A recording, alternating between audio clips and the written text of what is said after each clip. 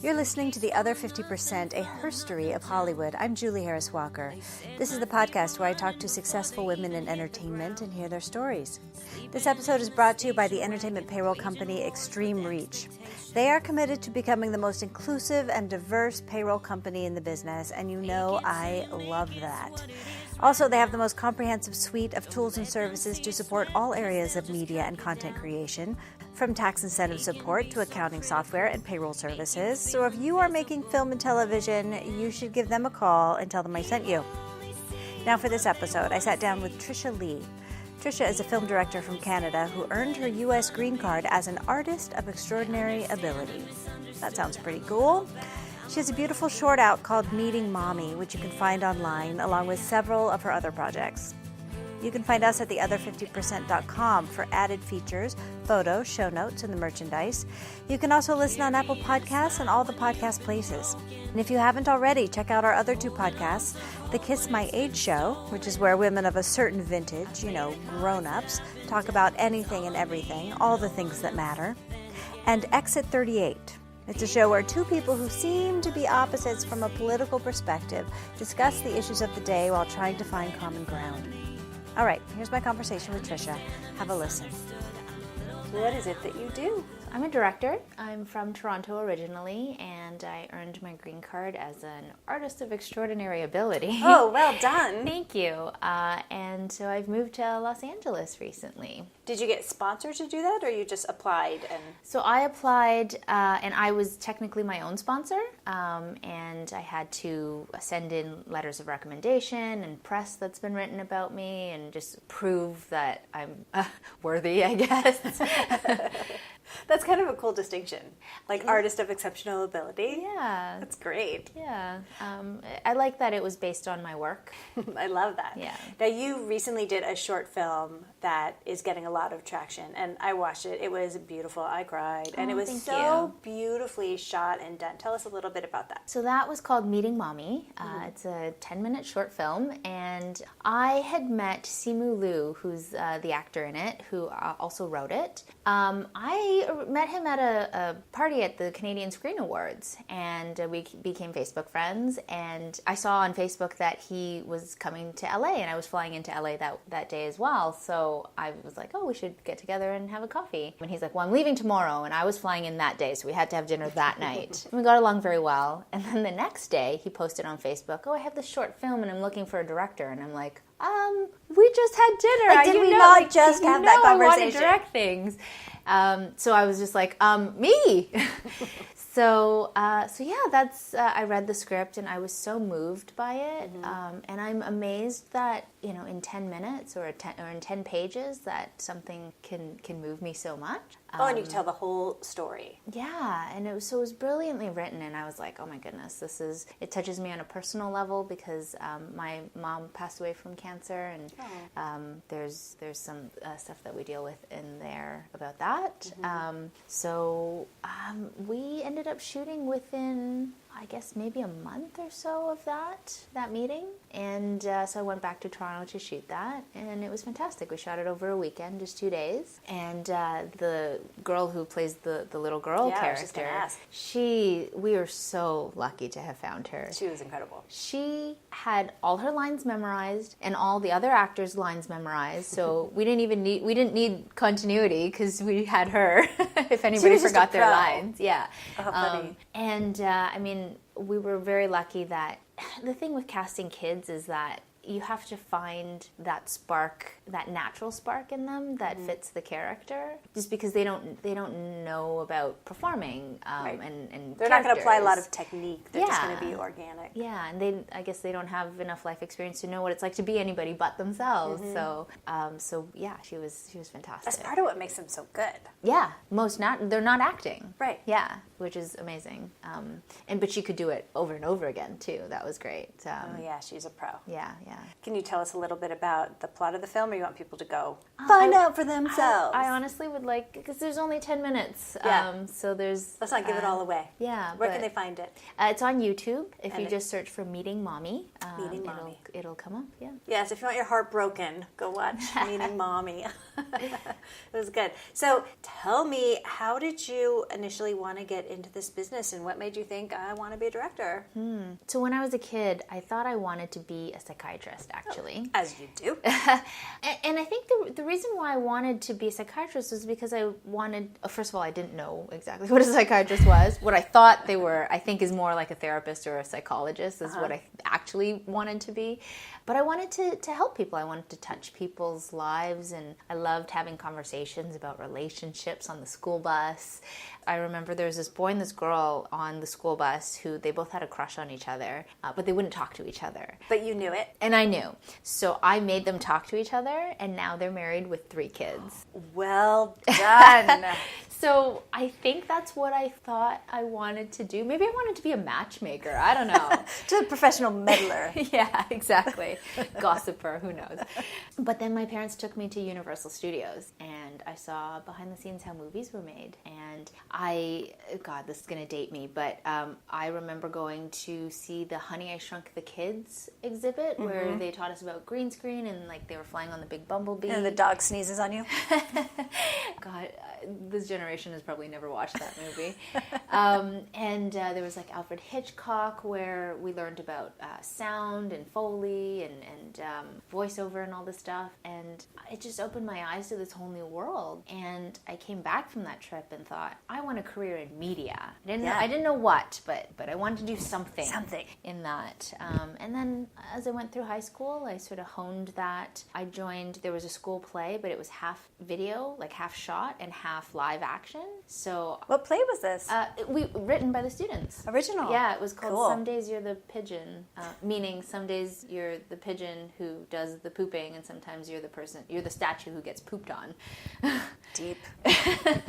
Yeah, so I directed the video aspect of that play, and then I just started applying for university programs in film, and that was the path that I decided I wanted to take. And of course, my parents, being Asian parents, wanted me to be a doctor or a lawyer or an accountant or... Yeah, they were voting for that psychiatrist plan. Yeah, oh yeah. My mom took me, because this was in elementary school, my mom took me to the guidance counselor in high school to plan my whole, like, all the courses I needed to take to become a doctor. Because a psychiatrist would have been a doctor, would have been perfect. But then in grade 11, I dropped out. And I didn't even sign up for bio and chem, and so I was just like, nope. Not doing that. Not doing it.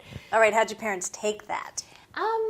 I'm very stubborn, so and obviously they knew that about me, so I think that it was kind of like, you can either support me in becoming an artist or we can just not talk, so your choice. I'm not sure that I presented it quite like that, but they knew that they couldn't, if they said no, like, it wouldn't have any effect on me. Yeah. It's like, this is what you get for raising me to be an independent woman with a mind of my own. Exactly, yeah. So where'd you go to university? I went to York University in Toronto. I did the film program there. And I actually did a 1-year exchange program to England while I was there in my second year. Fun. Where'd you go? So I went to Newcastle upon Tyne, which is way up in the north, and have their lovely Geordie accents, which I love. I think they're so lyrical. I love that accent. Yeah, could you understand them when you first got there? No, it took... It's so thick, right? It's so... because it's kind of like Scottish mixed with Irish. Yeah, but once you can understand them, I think it's so beautiful. Yeah. It's delicious. Mm-hmm. Okay, so tell me about that year. Well, I landed on 9/11. Oh my gosh. And of course I didn't know anybody in England at the time, so I traveled from, I don't know, the airport or whatever, and I didn't call anybody until I got to my dorm room. When did you find out it had happened? So... Like, were you in the air? No. So I think I landed 2 hours before or after it happened. I can't remember. It was like really, like, in terms of time. So I traveled to my dorm room. I got there, and I think that I plugged in my laptop and I watched a movie on DVD, like, because I was like, what else am I going to do? Yeah, you got time. And I took a nap and everything. Anyway, so then I called home, and the phone lines, because at the time I had to use like one of those long distance cards, and all the phone lines were tied up. And anyway, I finally got through to a friend, and he's like, "Do you hear what happened?" And I was like, "No, why? What's wrong with the phone?" You're like, "Why is it so hard to call home from England?" Yeah, exactly. And then he told me. So it was really interesting because I was I didn't see it live. I didn't see I didn't have a TV. You were just glued to the footage like the rest of us were? Well, I wasn't, because I didn't have a TV. Yeah. So I wasn't inundated with all the images and I didn't watch it live. And I made friends with some Americans, and we went to London to Westminster Abbey where the Queen was holding a vigil or something to honor people who died. So I kind of experienced it from an American perspective because all the people around me at the time were American. Yeah, interesting. And so I sat like 5 rows behind the Queen. But yeah, it would have been a very different experience had I been here at home in Canada. Oh, for sure. It with TVs and all that. Wow. Yeah. So you studied film while you were there? Did you make some movies? Yes, I made one short film every year I was a student. So when I graduated, I had 4 short films that I directed. It's a nice portfolio. Yeah, and just the experience, right? Because you learn so much. Yeah. Your first film, your first 5-10 films are not going to be great, but you can make some mistakes. Yes, and you can learn from each one, and hopefully you get better. So that was a really great thing about having gone to film school. Because I always wonder, had I spent the time and the money, what if I had just gone straight from high school into being a PA and sort of working my way up and getting experience that way? And that's definitely, I do think it's actually a very viable route. But what film school did give me, and I suppose where the investment of the money ended up going, was to make those films. So having the experience and the portfolio coming out, yeah. So you came out as a director. Did you then go do that path and work in production as a PA and work your way up, or have you been able to just direct? I definitely got jobs as PAs, and I started working on indie films and short films as like a production coordinator and a production manager, and I realized that I was going up that production route, and I decided to take myself out, actually, because I didn't want to be pigeonholed as a production person. That's the only thing people would call me for. Right, you didn't want to get stuck. Yeah, so I wanted to be seen as a director, and I didn't want people to be like, oh, isn't that nice? The production manager wants to direct. Isn't that cute? But no, I'm a director, so I decided to take myself out and only come back in when I was directing something so that people would see me as a director. So I worked in marketing, experiential marketing specifically. So, ooh, what's that? I'd be the person standing on the side of the street offering you like free samples of gum, or I'd go to those conventions where whatever product I was hired to promote, I would be that person being like, oh, these are the values of this product, you should try it, which was great training for me to pitch movies to people now. You're pitching all day long. Yeah, exactly. So I did that for probably 8 or 9 years almost. But it was great because it allowed me a very flexible schedule. So I can say, oh, I want to do this promotion. I don't want to do that promotion. I'm shooting a movie. So I got to choose when I worked so that I would give myself time to make my films, and I didn't have to ask permission, take vacation or anything. Yeah, luxury. Yeah. Do you write also? If you asked me about 8 months ago, I would have said no. But since I got to LA, I've actually started writing. Now, what sparked that? Wanting to tell my own story. So I've worked, for all my films that I've worked on, I've worked very closely with a writing partner or creative partner. He would write and I would story edit, I guess. And sometimes he would come to me with the idea, sometimes I would go to him with the idea. But there's this one story that I really wanted to tell. It was very personal, and it was just something that I felt like I needed, only I could tell it in the way that I wanted to. That's the one you have to do. Yeah. And I also think that one thing that I find that everyone's asking about lately is, what is your unique voice? And I hadn't really stopped to think about that before, oddly enough. Well, it's kind of like the pressure. The pressure of having a unique voice. Yeah. It's not I think it's not always the easiest thing to be like, well, here's my voice. Yeah, like it is what it is. Whatever comes out is my unique voice. Yeah. Yeah. So I'm 35 and I've been wondering about whether to have children or, my career, which is so important to me, which is my firstborn child. And I've put so much energy and time towards it, and I'm still climbing the ladder and just, what is that balance and what's the right thing for my life? So that's something that that is so personal to me that my writing partner's absolutely been helping me out throughout the entire process in terms of feedback and screenplay structure and all that stuff, but in terms of... So is this your story, which is basically the existential female dilemma? Yes, yeah. That men don't have. Yeah, and that's another reason why, I felt like I needed to write it. So I went on that journey, and I outlined for 7 months because I knew what I wanted to say. I just didn't know how to say it, and it's gone through many iterations, and then finally I wrote the first draft in 2.5 weeks. So because you were ready, you did all the prep work. Yeah. Is this a feature film? Yes. I'm excited to see this. Okay, so you wrote it, and now what's happening? Oh, it needs more work. I've done a second draft. I'm getting feedback right now, and it's not just a straight telling of somebody with that dilemma. There's another aspect to it that's a little off the wall. So, but yeah, I'm just trying to make it better until I'm ready to send it out. I'm excited because these are the things culturally we need to start talking about because it's such a secret still. I think women having ambitious careers and either deciding not to have children because it's so impossible, or having children and then never being able to speak of them as if they don't exist and you have to pretend they're not there. For me anyway, it's such a relevant, huge issue right now that we need to talk about. And I love dealing with stuff that people don't talk about because when we are able to talk about it in our films, it makes people feel like they're not alone in having those thoughts, questions. Yeah, what a relief. Yeah. Someone's finally honest about something. Yeah. It's great. Now, have you directed other features or have they all been shorts? I've made 3 features. My first one was called Clean Break. It's a thriller about these 3 bachelor roommates who are living the bachelor lifestyle until one of them gets a girlfriend who will stop at nothing to get rid of any excess baggage. Like the other roommates? Yeah, so the idea is like you choose your roommates, right? They're your friends, you choose to live together, but when they start dating someone else, you don't choose them, but all of a sudden they're staying over every night, and all of a sudden you have this 4th roommate that you never chose, and you don't know. So this is sort of playing on, what if they are quote unquote crazy, and people love to call women crazy, and it's sort of playing with, who is the villain really? Right.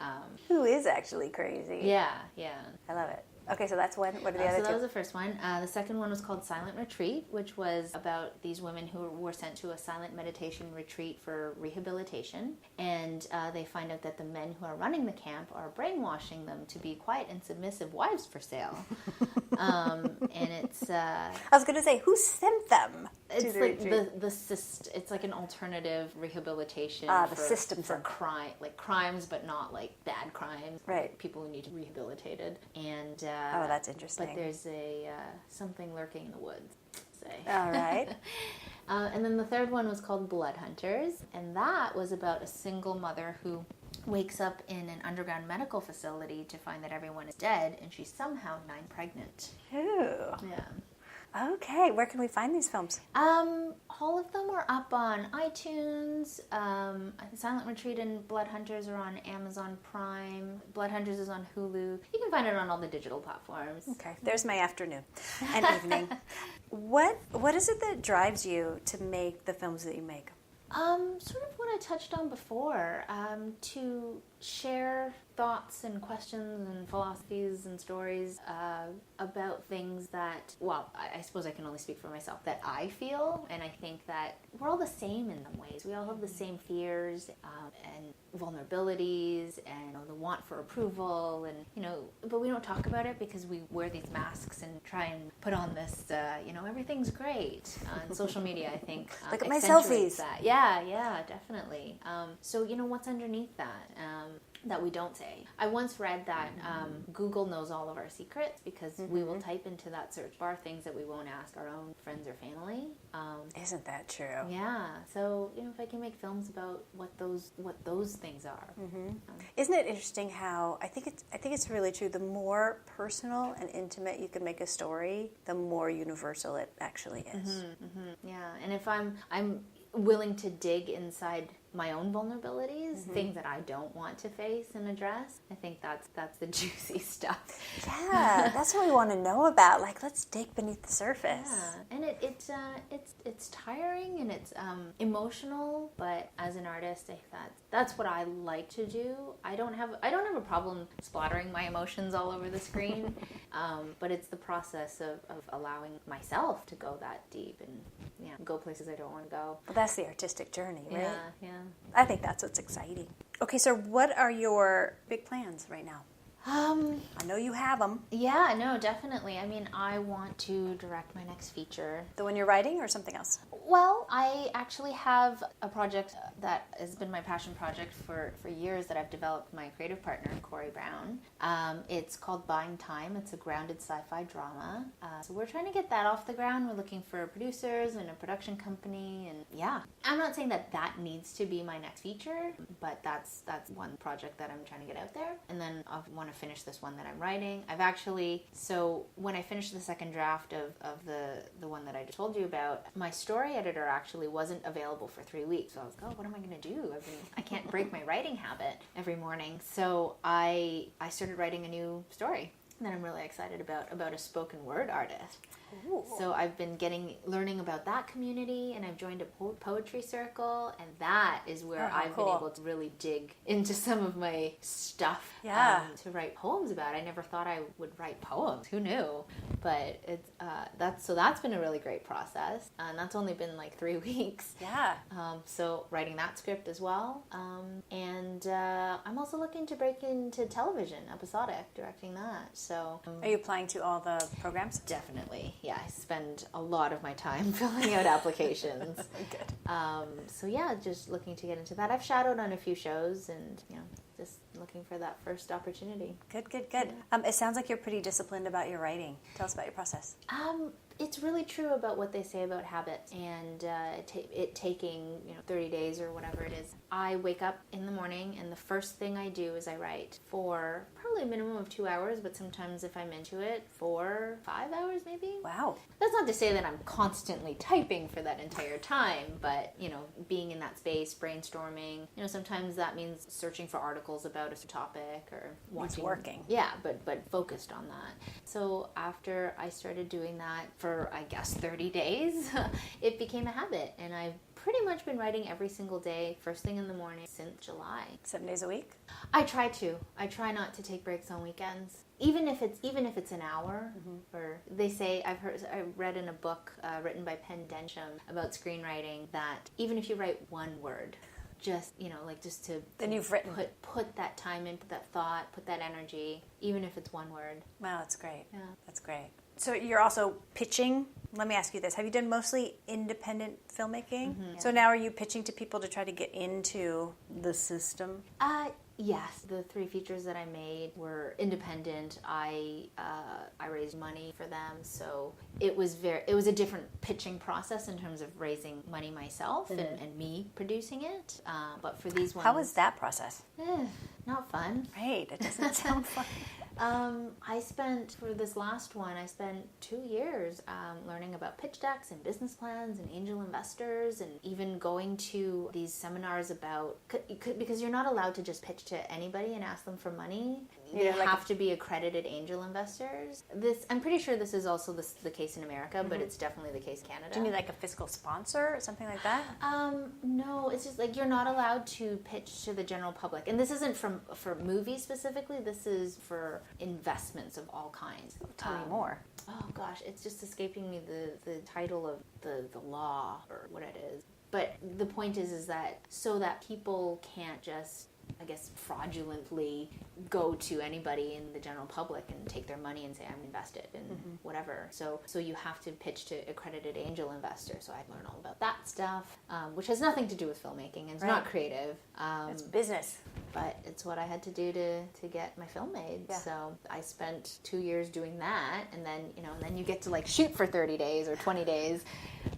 And then it's like back to the business of distribution and marketing and It is amazing how much you have to know to be an indie filmmaker. yeah, that has nothing to do with filmmaking. How much a relief would it be just to show up on set and direct a film? Oh my goodness, that for me would be success. It'd be a vacation. If I didn't have to worry about where's the money coming from, or do we have cream on the craft table? Right. Like, hold that thought. I just got to refill the waters. Yeah. Yeah. That's great. What is the thing that has most surprised you about doing this work that you didn't expect going into it?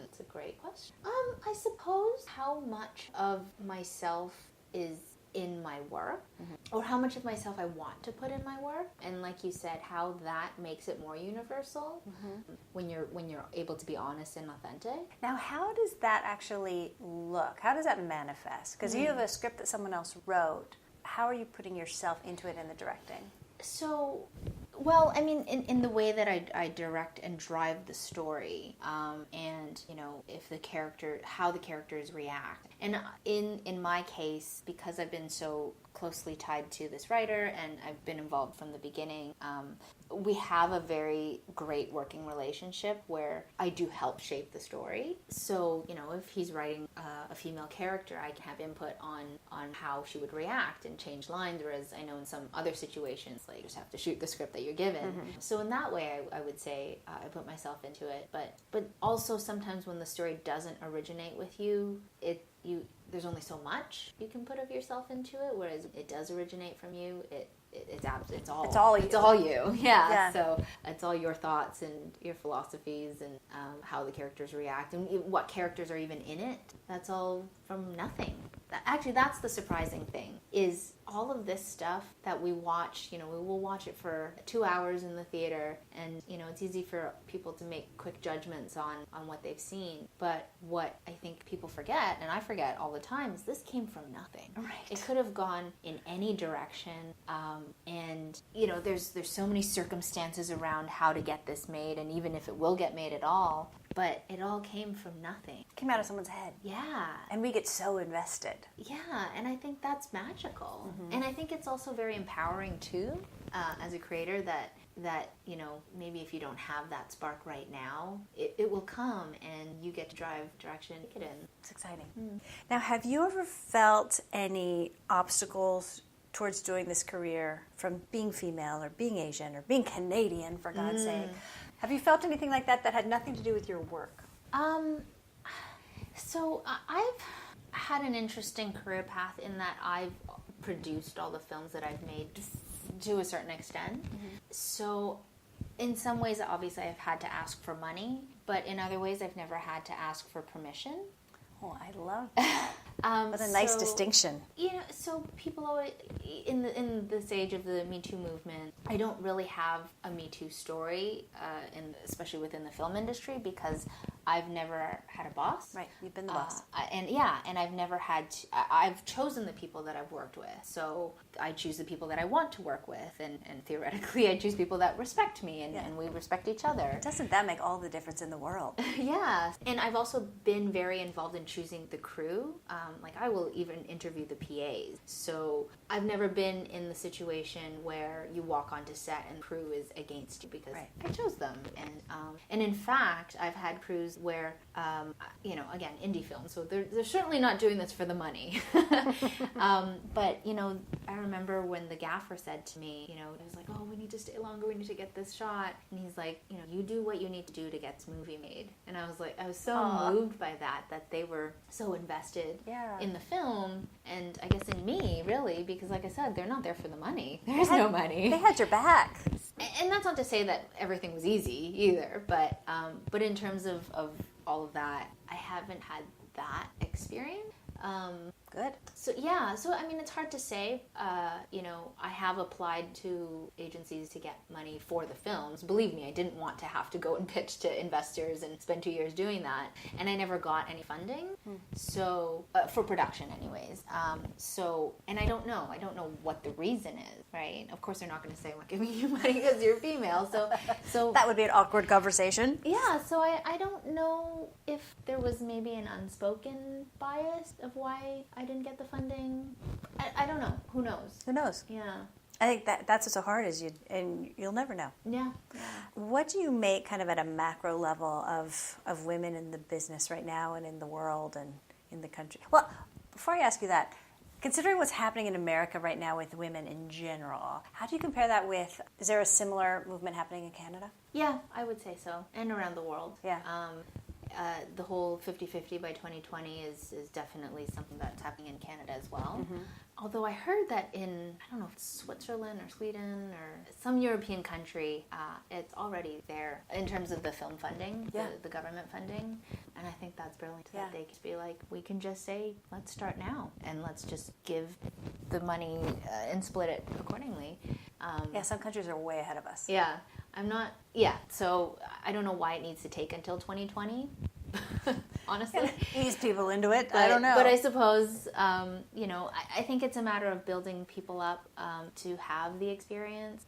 So sort of to answer your question about the sort of macro level, I think it's great that we're having this diversity and inclusion conversation. I hope that it stretches to more than conversation and into action. And I think that the women who have been kicking down the door and making a career for themselves before this movement, and they have experience and credits, they are booked to the end of time. They have their pick of projects, and that's because they've done what they've done, and that's amazing. But then once they're all booked up, what then?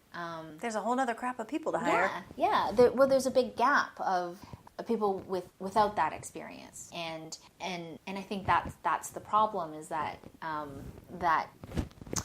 there is that big gap of people who haven't been given the opportunities or who don't have the experience, and I'm feeling like even within this conversation, people aren't willing to take the risk on not that they're because they're female, but on first-time directors. Well, I think they're more likely to take the risk on a first-time male director than they are a first-time female director. Yeah, because every single director, regardless of gender or race or anything, was a first-time director at some point. And is there hand-wringing about some more than there is about others?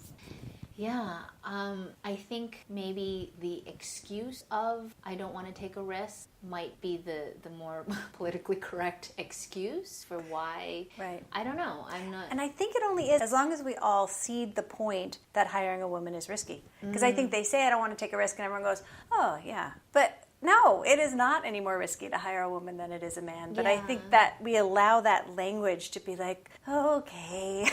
Yeah. I think that needs to take a hard turn. And I think it's starting. Oh, for sure. And so I think it's for the people who have had the experience. They're not risky, right? Right. They've proven it. And it's amazing what they've done. But we need to create a new generation of people who will then become experienced.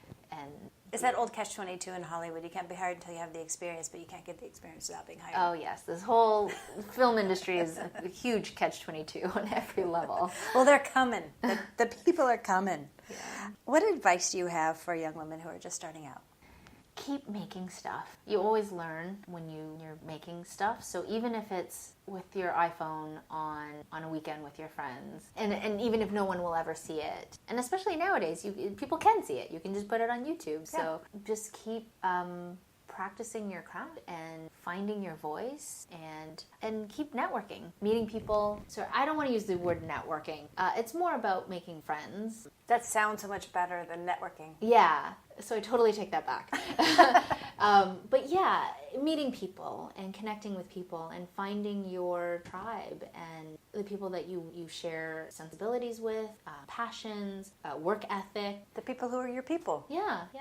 Now, you've done a pretty good job of, I think, getting into a bunch of groups since you've been here, because you haven't been here that long, have you? Yeah. I've been here about 8, let's say. Yeah. And you rattle off some of the groups you're already involved with. Oh gosh, I joined everything. Women in Film, Film Fatales, Alliance of Women Directors, Film Independent, HRTS, Associates, Hollywood Radio and Television Society. I think that's what it stands That's for. one I haven't heard of. And that might be, yeah. That's pretty good for having just gotten here. Yeah. Oh, and I'm also involved in CAPE, which is the Asian community in the entertainment business. So, it's just great to find these these different communities and events to go to and to meet people. Yeah. I highly recommend it. It's an investment. There's membership fees, but it's an investment in my career, and it's been a great place for me to make friends. Yeah.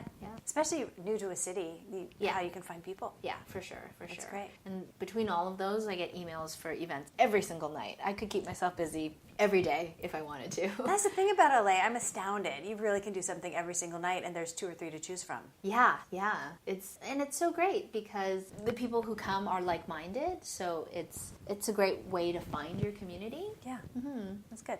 We recommend all of that if you are a newcomer. Or if you've been here forever and just don't know people. Or want to get to meet new people. Yeah. That's right. What is your favorite part about directing?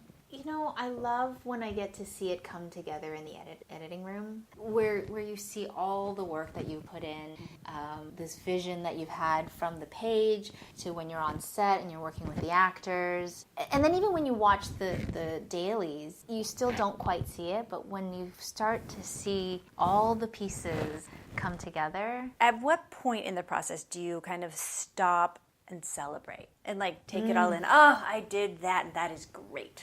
Do you allow yourself that? I should do it more. I always say, you should celebrate the small victories because, and I know this is cliche, but it's about the journey and not the destination. Because first of all, the journey is so much longer than that one moment of, I don't know if it's the red carpet or the premiere or whatever that destination is. It's such a small thing. And if you don't enjoy the journey on the way to it. So I hiked the Inca Trail to Machu Picchu a couple of years ago. I have a friend who did it just last week. Oh, cool. Yeah. It was fantastic. It was such a great experience. And for me, I had no goals going in or anything, but I suppose the goal is to get to Machu Picchu. To live through it. Yeah.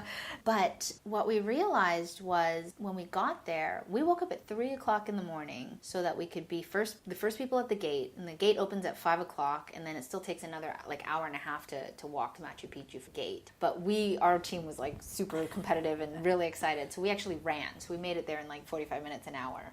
So we ran, and we got there, and it was 6 o'clock in the morning, and it was foggy. You would stand at the top, and you couldn't see. We were are we here? Is this it? Are we at Machu Picchu? Anyways, when the fog cleared, all the tourists had already come up. It was already all full of tourists, and to be honest, it was kind of disappointing because I don't know if we went through this you made an huge effort journey. We walked, and these people took a bus up, and it just wasn't as big as the experience wasn't kind of anticlimactic. Yeah, and it was at that point that I really realized it was about the journey, because I loved the journey, and we got to see the mountains, and actually the day before we got to see mini Machu Picchu, where we actually did have the whole place to ourselves, because again, being the competitive team, we went further than most people went, so not a lot of people made it to that campsite. You guys think you're on The Amazing Race. Yeah. Everyone else is just taking a hike. Yeah, totally.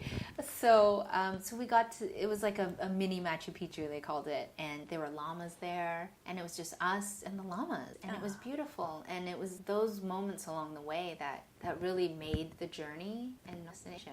So really, if you make your day, you should have a little party. Yeah.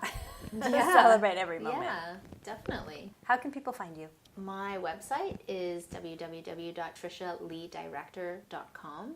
That's Tricia. I'm on Facebook, Tricia Lee Director, Instagram, and Twitter is Tricia Lee _ because Tricia Lee Director is too long to handle. Yeah, I'm great. all over social media. Thank you so much. Thank you. You've been listening to The Other 50%, Her Story of Hollywood. I'm Julie Harris Walker. I'd like to thank Tricia Lee for sharing her story, and special thanks to Jay Rowe, Danny Rosner, and Allison McQuaid for the music. Please find us on your favorite podcast provider and leave a review, and of course on our website, theother50%.com, all spelled out in letters, for added features, bios of our guests, pictures, merchandise.